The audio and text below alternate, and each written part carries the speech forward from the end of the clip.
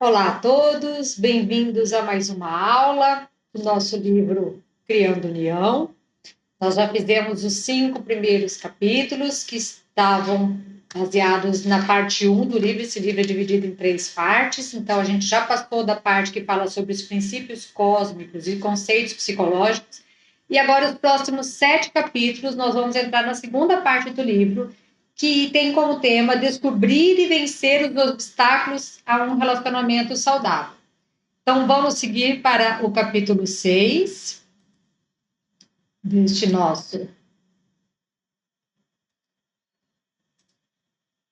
dessa nossa aula. Então, capítulo 6, o título é O Desejo de Ser Infeliz e o Medo de Amar.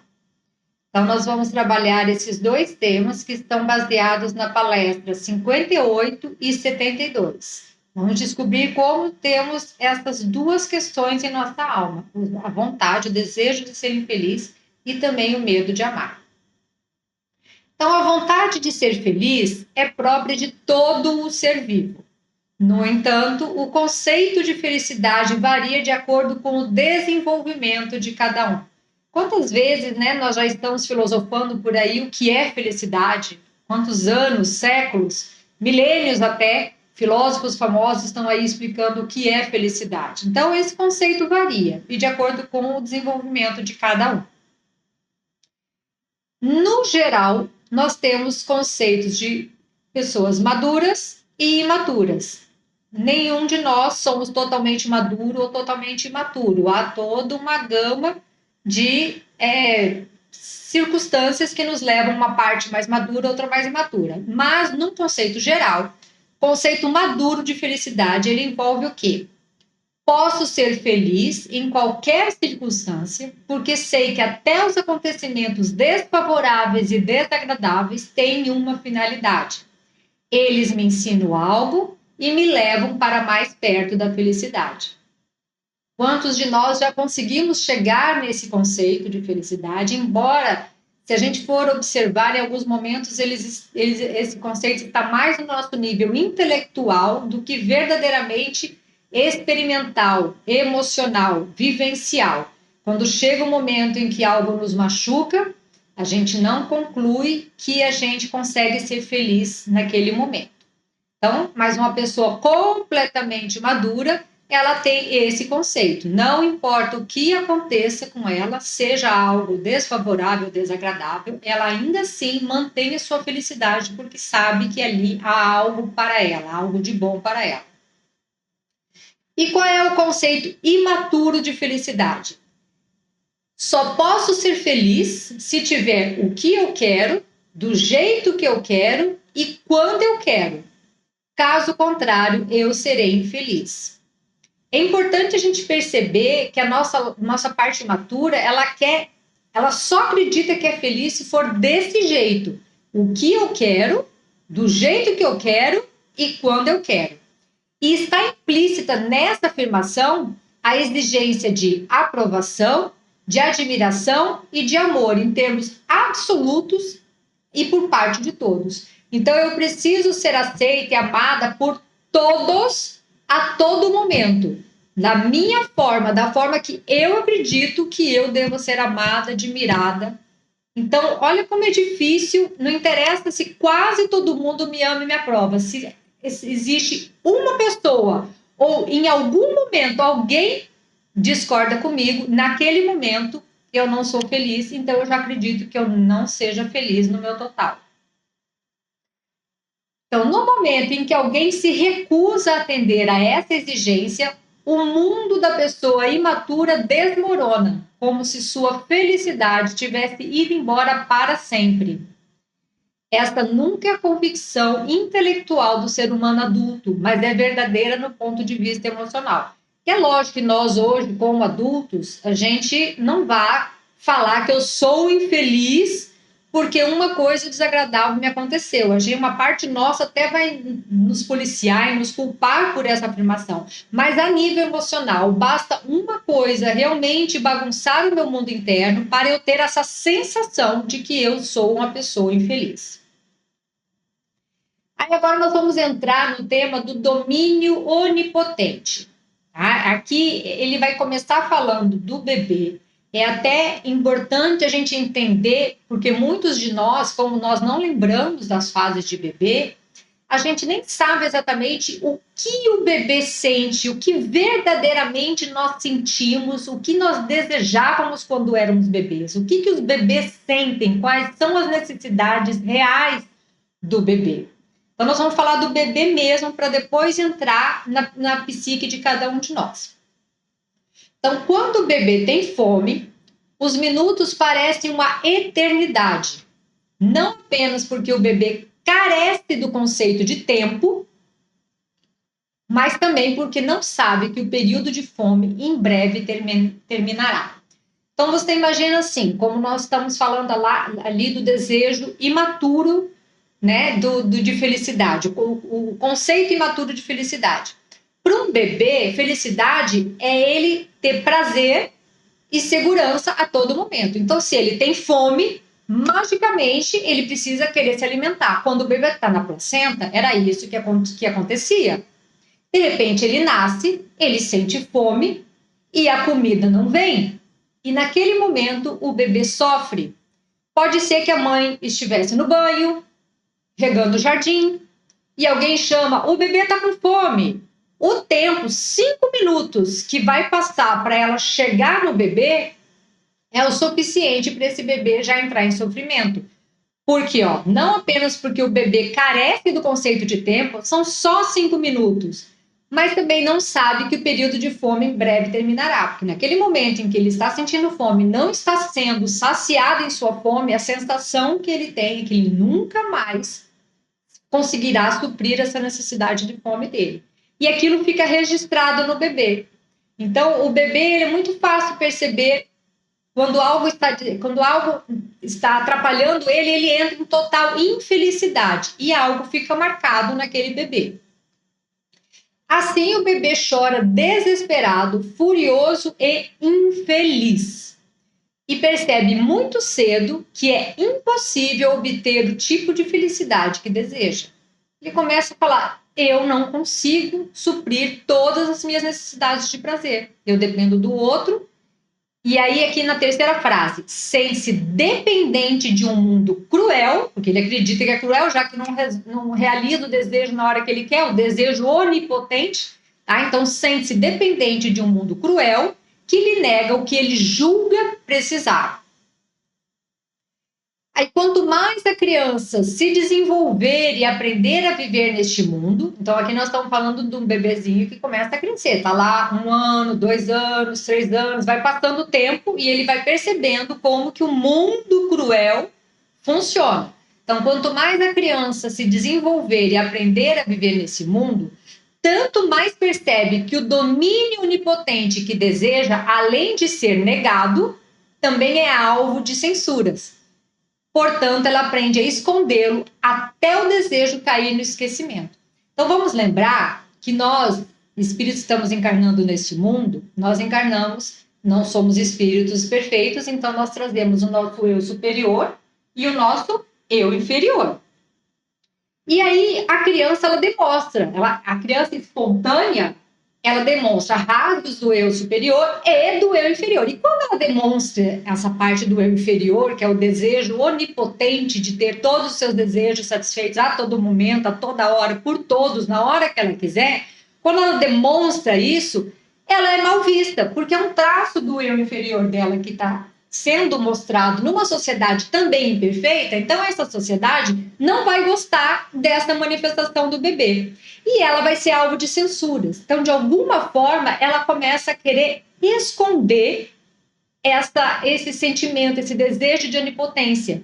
E aí, o problema é que vai indo para o inconsciente e esse desejo de onipotência, essa inadequação da criança começa a ir para o inconsciente e ela não tem mais consciência do quão imaturo era aquele desejo para deixar amadurecer. Na verdade, é isso que a sociedade faz, não sabe por que faz, e estamos hoje todos com esse bebê imaturo, com desejo de onipotência dentro de nós.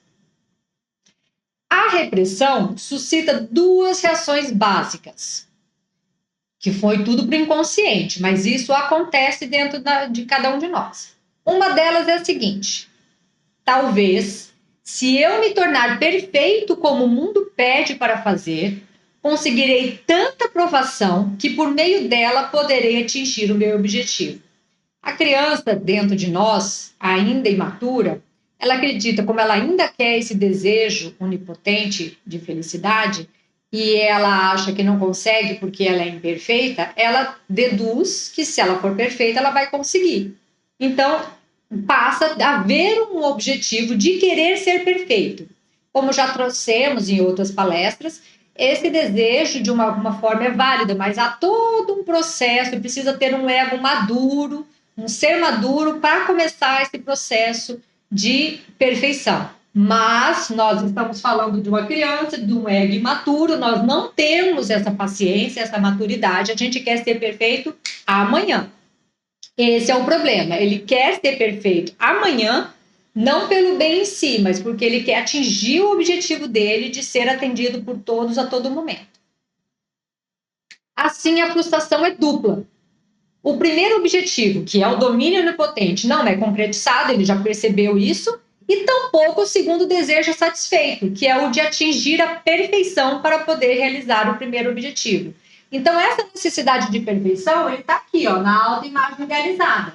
A gente nega o nosso eu inferior, reprime, não entende por que ele existe, não sabe como lidar com ele, mas já deseja ser perfeito, tenta demonstrar essa perfeição para conseguir esse domínio onipotente. E a frustração também ocorre. Não consigo nem o desejo onipotente, nem consigo ser perfeita. Esse fracasso, porque a frustração demonstra um fracasso em cada um de nós. Então, esse fracasso, por sua vez, provoca agudos sentimentos de inadequação e inferioridade, de arrependimento e culpa. Todos nós carregamos, de alguma forma, esses sentimentos. Por quê? Pois a criança não sabe que ninguém é capaz de atingir tal perfeição. Ela acredita que é a única a fracassar e precisa esconder esse fato vergonhoso. Somos todos adultos achando que só nós fracassamos, que só nós não conseguimos, e aí nós nos sentimos inadequados, inferiores, a gente se sente arrependido e com culpa de tanta manipulação interna, e a gente sofre com esse segredo interno que também jogamos para o inconsciente, achando que somos os únicos que faz todo esse tipo de movimentos, sendo que toda a sociedade, de alguma forma, faz isso na vida, seja de uma forma mais explícita ou implícita. Então, aqui ele afirma que essa parte da personalidade infantil, né, do bebê, da criança, expressa com tanta desenvoltura na infância, permanece oculta na psique do adulto. Ali, sob a máscara da conduta racional, ela continua gerando reações semelhantes. Então, o que acontece? Como foi para o inconsciente, a gente não está totalmente consciente de todas as formulações, de todos os nossos desejos, de todas as nossas frustrações, dores. A gente vai crescendo, vai criando um ego mais estruturado, não necessariamente mais maduro e saudável, e a gente começa a racionalizar algumas coisas que não faz sentido. Então, muitas das nossas questões de infelicidade, elas são mais geradas pelo fato da gente não entender o processo de que a gente manifesta os nossos relacionamentos, porque a forma com que a gente se projeta no mundo, às vezes está muito escondido por essas formas de defesa que nós temos de nos relacionar um com o outro. E aí a gente não entende o porquê que a gente não é entendido, compreendido, aceito e amado pelo outro. É um pouco confuso, mas daqui a pouco nós vamos acertar um pouco. Chegamos na parte do livro que fala sobre a recusa da responsabilidade pessoal, que para mim é um dos temas mais importantes na evolução, na busca de autorresponsabilidade. Para a evolução, a felicidade depende da gente se responsabilizar completamente pelas nossas dores. Não importa o erro do outro. Para mim, isso é muito importante na minha busca pessoal e acredito que todos nós deveríamos focar muito nesse fato. Mas, a verdade é que nós não queremos nos sentir responsáveis pelo que acontece conosco. Então, vamos falar sobre esse tema. Ao mesmo tempo, há mais uma reação. Como não pode e não quer assumir toda a responsabilidade pelo seu fracasso, tá? Ele não pode, ele acha que não consegue assumir a responsabilidade e não quer, porque não acredita que seja responsável, a pessoa culpa o que é certo. Estamos todos nós sempre buscando um culpado, um responsável por tudo que nos acontece. O pensamento é mais ou menos assim. Se eles me deixassem ser feliz do meu jeito, amando-me e aprovando-me completamente e fazendo o que eu quero, eu poderia ser perfeito. O obstáculo que me impede de conseguir o que eu quero seria eliminado. Portanto, a culpa é deles. Esse pensamento, se a gente pensar um pouco mais profundo, ela é meio que uma síndrome de Deus. E nós estamos, de alguma forma, em algum momento a gente atua dessa forma. Quantas vezes a gente acha um mundo injusto, até mesmo porque num mundo imperfeito há muitas injustiças, mas de algum nível nós achamos que essa injustiça não fica só apenas a nível dos homens, mas também a gente acha que as leis de Deus de alguma forma é imperfeita. Quantas vezes a gente não passou pela nossa cabeça de que se nós estivéssemos no lugar de Deus, nós faríamos diferentes? E aqui eu estou falando de pessoas bem intencionadas, nós que estamos querendo o melhor para todos. Essas mesmas pessoas têm momentos em que julga a decisão de Deus e fala que se ela estivesse no lugar de Deus, ela faria diferente. O problema é que quando ela tem o poder de fazer algo, porque todos nós, Jesus já disse, vós sois deuses, podeis fazer isso e muito mais. Então, todos nós somos co-criadores, nós também criamos. E quando de alguma forma nos é dado esse poder de criar algo ao nosso redor, a gente tem essa sensação de que a gente quer ser um Deus bom e benevolente, mas sempre aparece algo que nos atrapalha. E aí esse algo nos obriga a ser mais rigoroso, mais brabo, mais exigente e de repente até destruir toda aquela vontade de amorosidade, de perdão e de amor que a pessoa acredita ter em seu coração. E naquele momento, em vez dela olhar para si e falar assim, então talvez eu não esteja tão preparado assim para ser esse Deus amoroso que eu julgo ser o mais importante, a culpa não é minha, a culpa é se o outro tivesse feito desse jeito, eu estaria num lugar muito mais isento e amoroso para poder julgar e ajudar toda essa situação. Então, a culpa não é minha, a culpa é do outro. Então, eu vou ler novamente essa parte para a gente conseguir pegar o que está no inconsciente de cada um. Se eles me deixassem ser feliz do meu jeito, amando-me e aprovando-me completamente e fazendo o que eu quero, eu poderia ser perfeito. O obstáculo que me impede de conseguir o que eu quero seria eliminado. Portanto, a culpa é deles. Assim começa a existir um círculo vicioso de duas mãos. Preciso ser perfeito para ser amado e feliz, de um lado, e se eu pudesse ter o domínio da situação, não seria difícil ser perfeito. Então, por um lado, a pessoa culpa o mundo, e por outro lado, a pessoa culpa a si mesma. Então, entra ali o sentimento de culpa, inadequação, tudo que nós já falamos, tudo começa pelo desejo da onipotência que não é realizado. O conceito errado de felicidade está inevitavelmente ligado ao conceito errado de amor. A criança dentro de vocês acredita que a prova de amor é a satisfação de todos os seus desejos. Então, aqui a gente entra já numa outra parte da palestra que vai começar a falar que a gente tem, nós, seres imaturos, temos um conceito equivocado de felicidade, porque nós temos um conceito equivocado de amor. Então, vamos ver o que a gente sabe o que é amor, o que a gente verdadeiramente tem de verdadeiro amor para dar para as pessoas e para a gente mesmo. Então, portanto, para se sentirem amados, vocês precisam de escravos que se rendam aos seus desejos. Então, você imagina, o desejo onipotente de ser atendido por todos, a todo momento, a toda hora, da forma que eu quero, se parar para pensar, não é mais ou menos uma vontade que eu tenho de que o mundo me sirva, de que todos que estão ao meu redor precisam me atender? E isso é felicidade e isso é amor. Então, se o outro me amasse de verdade, ele faria isso por mim. E aí começa a misturar o conceito do que é ser feliz e do que é amar. Então, eu vou voltar a ler. Portanto, para se sentirem amados, vocês precisam de escravos que se rendam aos seus desejos. Segue-se a isso que vocês têm medo de amar, pois não querem ser escravizados. Então, na moeda reversa, eu não quero que os outros façam comigo aquilo que, de uma forma, eu estou exigindo do outro.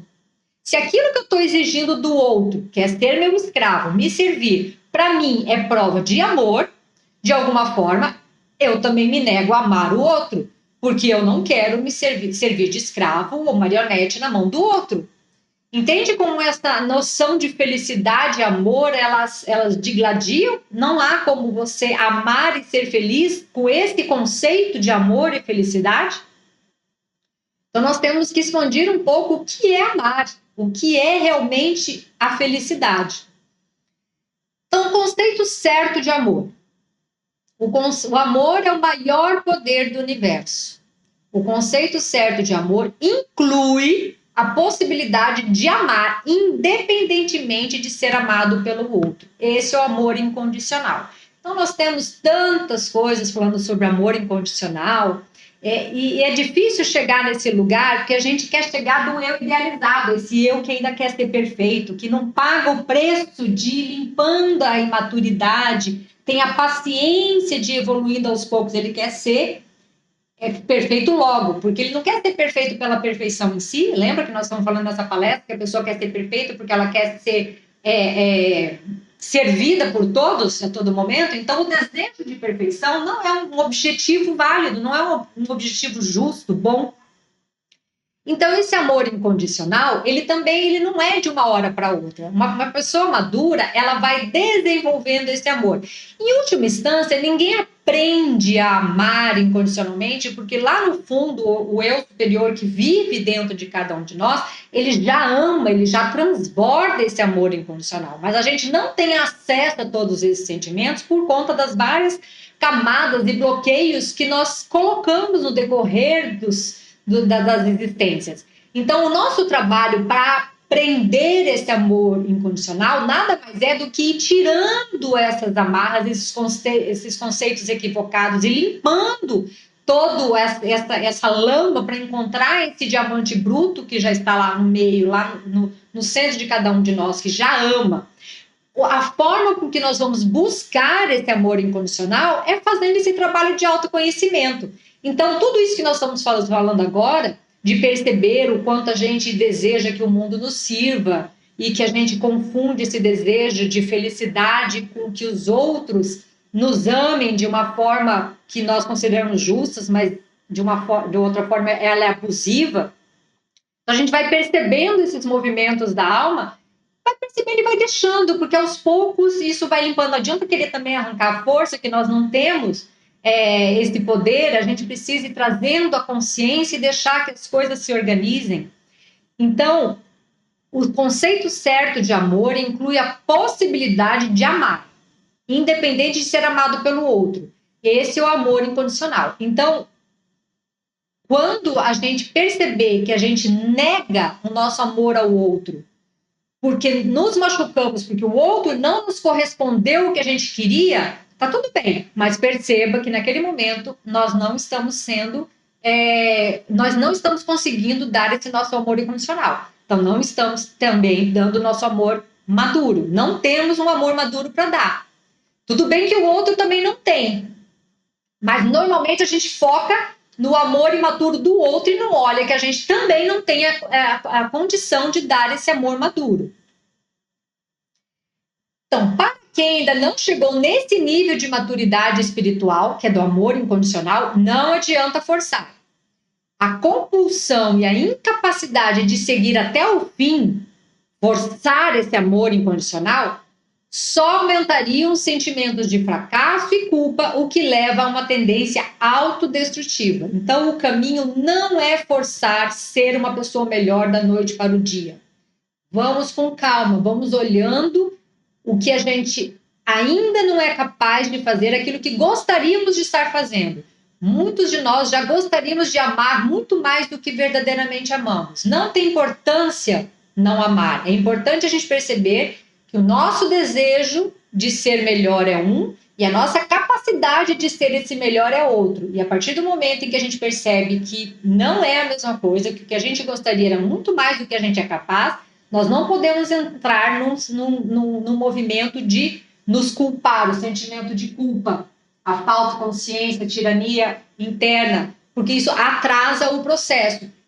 Vamos perceber isso e aceitar. Tudo bem, eu gostaria de dar um amor maior e mais maduro, mas eu ainda não sou capaz de fazer isso e está tudo bem. Deixa que com o tempo os próprios sentimentos vão amadurecendo.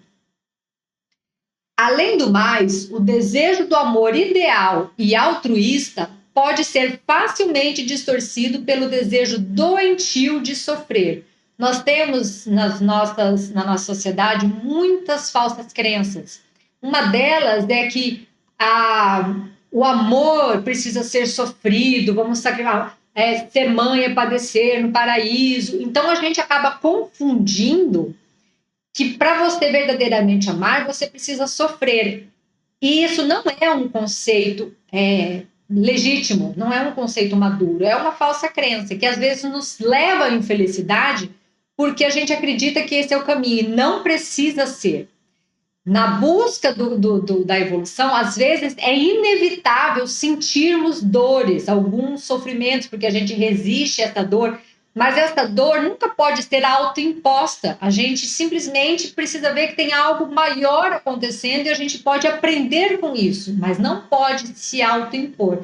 Então, nessa crença de que o amor verdadeiro e altruísta é sofrido, esse desejo que nós temos na alma de passar pelo aprendizado dessa forma é equivocado. Então, por isso que é muito cuidado nessa forma da gente acreditar que já tem capacidade de amar ao outro, que tem o nosso amor incondicional, porque aquilo que a gente acredita que é amor incondicional, não é. É um amor distorcido, é um desejo doentio de sofrer. Então, assim, se por algum tempo vocês não são amados e acham impossível amar, nós temos que estar consciente, a gente percebeu, o outro não nos ama. E eu gostaria de dar o amor incondicional, mas eu percebo que eu não consigo. Acha impossível amar, eu preciso estar consciente disso. Basta que reconheça esse fato sem culpa. E é nesse lugar que muito de nós estamos. A hora que a gente se sente traído, decepcionado por alguém, porque normalmente a maior dor sempre são por pessoas que são importantes para nós. Então, a nossa maior decepção é isso, pessoas que nós nos importamos, que são importantes para a gente gostaria que eles nos amassem com o nosso domínio onipotente, mas de repente eles não conseguem fazer esse papel, ou seja, porque o que eu quero é distorcido, ou até mesmo porque ele não tem condições de dar um amor maduro para mim. Então, eu não me sinto amado e não consigo dar o amor incondicional. Não tem importância. Reconheça esse fato sem culpa. É o que a gente pode fazer. Esse é o primeiro passo para a transformação. Aí vem o título da palestra, o desejo de ser infeliz. Entre várias coisas, a gente atrai infelicidade, a gente se sabota, tem várias questões psicológicas que a gente atrai em infelicidade. Mas nessa palestra ele quer falar que tem uma parte nossa que deseja ser infeliz. Vamos ver o porquê que a gente cria essa necessidade de ser infeliz. Então, como tudo isso leva ao desejo de infelicidade? A personalidade acha cada vez mais impossível encontrar a felicidade de acordo com um conceito errado, o único que conhece, que é o domínio absoluto. Lembrando que nós estamos falando ali para a nossa parte imatura. Por mais maduro que nós sejamos, tem uma parte nossa que continua imatura. Então, a gente está falando para partes nossas imaturas. Então, como essa parte está acha cada vez mais impossível encontrar essa felicidade, que ela só acredita que a felicidade é possível pelo domínio absoluto, a personagem acha cada vez mais impossível encontrar a felicidade, que é desse jeito, domínio absoluto. Então, por fim, ela parece achar uma solução. Como a felicidade me é negada e a infelicidade é inevitável e imposta a mim contra a minha vontade, é melhor eu tirar proveito da situação e procurar desfrutar a infelicidade. Aqui talvez seja um pouco difícil conseguir explicar o que passa dentro de nós quando a gente busca a infelicidade como uma forma de prazer. A gente chegou, essa nossa parte matura chegou à conclusão que é impossível ser feliz, porque para essa parte a infelicidade é domínio absoluto. E eu já tentei ser perfeita e o outro não me deixa ser perfeita. Então eu simplesmente cheguei à conclusão que eu sou infeliz, que a infelicidade para mim é inevitável. Aí a única fonte de prazer que me dá nessa situação trágica que encontrei é eu ter algum poder dentro. Lembra que é o desejo onipotente? Domínio onipotente? Já que eu não consigo ter esse domínio onipotente para fazer com que todos façam o que eu quero da forma que eu quero, pelo menos, já que eu vou sofrer, pelo menos de alguma forma, eu vou exercer esse meu domínio para eu sentir que eu tenho esse poder. Dentro de cada um de nós temos essa síndrome de Deus, é um fascínio pela criação. Já que eu não acredito que eu seja capaz de criar algo que me dê prazer absoluto e a infelicidade me é imposta, pelo menos eu vou sentir o prazer de que eu sou capaz de criar alguma coisa, de causar destruição nos lugares onde eu vou. Eu já vou sofrer mesmo, eu vou arrastar pessoas junto comigo. Então, nesse processo, eu vou criando situações a prazer, eu provocar situações de dor, eu provocar situações em que eu tira tudo do caminho. Pelo menos esta única coisa que me resta, dentro dessa parte matura, ela fala, já que me é negado ser feliz, eu pelo menos vou desfrutar desse prazer, de que eu tenho esse poder de causar essa confusão. Consegue ficar claro aonde nós chegamos? E é lógico que muito disso, a maioria disso, é inconsciente para cada um de nós. A gente precisa buscar muito profundo no autoconhecimento para chegar nesse desejo de vivenciar tudo isso, porque como é inconsciente, eu continuo não percebendo como que eu crio a minha própria infelicidade. Então, embora seja possível desfrutar alguns aspectos da infelicidade de uma maneira doentia, fatalmente há outros aspectos que são extremamente penosos e não podem ser desfrutados. Então, eu crio uma infelicidade porque me dá um prazer, mas dentro daquilo que me dá prazer, há outras coisas que definitivamente não me dão prazer e me são muito penosos. Dizer que a autodestrutividade é responsável pelo desejo de infelicidade é uma verdade parcial. A verdadeira culpa é decorrente do fato de se provocar deliberadamente a infelicidade e acabar colhendo os seus infortúnios. Essa é a mãe de todas as culpas. Então, o que ele quer dizer assim? Existe até uma palestra aí que eu coloco a culpa verdadeira e a culpa falsa. É muito difícil nós conseguirmos chegar na dor da verdadeira culpa, porque a gente fica se misturando com as falsas culpas. A autodestrutividade nos traz muitas dores. E de alguma forma ou outra a gente percebe o quanto a gente se sabota por falsas crenças e a gente começa a perceber de que a gente causa essa infelicidade, na verdade, por um medo de vivenciar alguma coisa. Parece que é uma defesa nossa. Essa seria a forma com que a gente produz a infelicidade de um jeito, vamos dizer assim, que parece que não é a nossa culpa. É o que me resta, é o que eu tenho, é a minha ignorância, eu não sei fazer diferente. Eu ainda não aprendi. Então, é isso que ele quer dizer nessa verdade parcial. Dizer que a autodestrutividade é responsável pelo desejo de infelicidade é uma verdade parcial.